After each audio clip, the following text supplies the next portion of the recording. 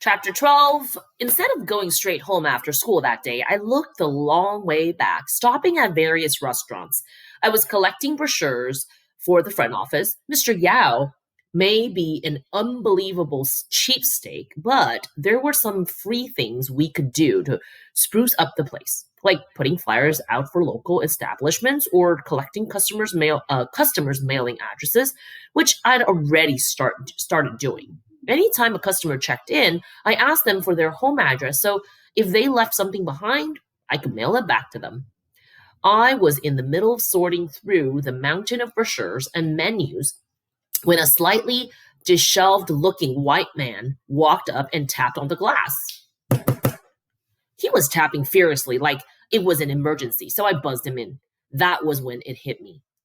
The sour stench of sweat and alcohol. My throat tightened as the wave of stink crashed into the room. The man was completely drunk. I should not have buzzed him in.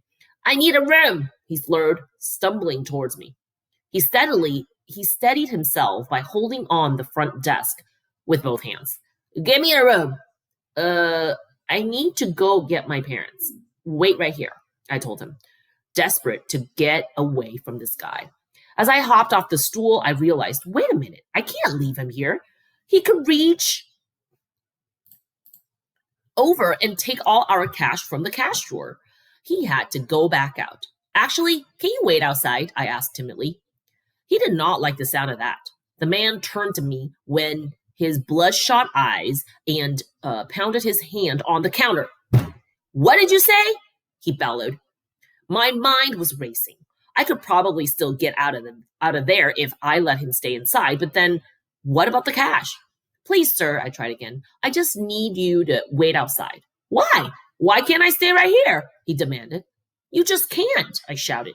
I glanced out at the window, searching for my parents, but they were still upstairs cleaning. Suddenly, he grabbed me by my shirt. "Are you jerking me around, kid? Are you?" "No, sir," I shook my head from side to side. His rancid breath stung my eyes. With my fingers, I tried to reach for the phone, but his grip on my shirt was too tight. "Please just calm down," I pleaded with him. I thought maybe I could distract him with all my restaurant brochures. "Hey, are you hungry? I have a bunch of menus." "I don't want to see some damn menus," he screamed into my face. "I want a motel room." The next thing I knew, he pounded the counter so hard the wood nearly chipped. I screamed.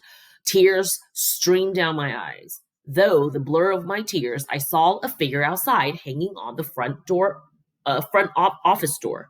It was Hank.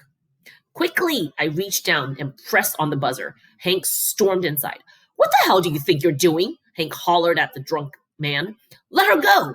The drunk man instantly dropped his hands, and I gasped for air, like I'd been holding my breath the entire time. Hank raised his fist. "Get out of here before I call the cops," he yelled. The drunk man dragged himself out of the front office, muttering under his breath, "She was jerking me around, man." When he finally disappeared around the corner, Hank turned to me. "You all right?" He asked.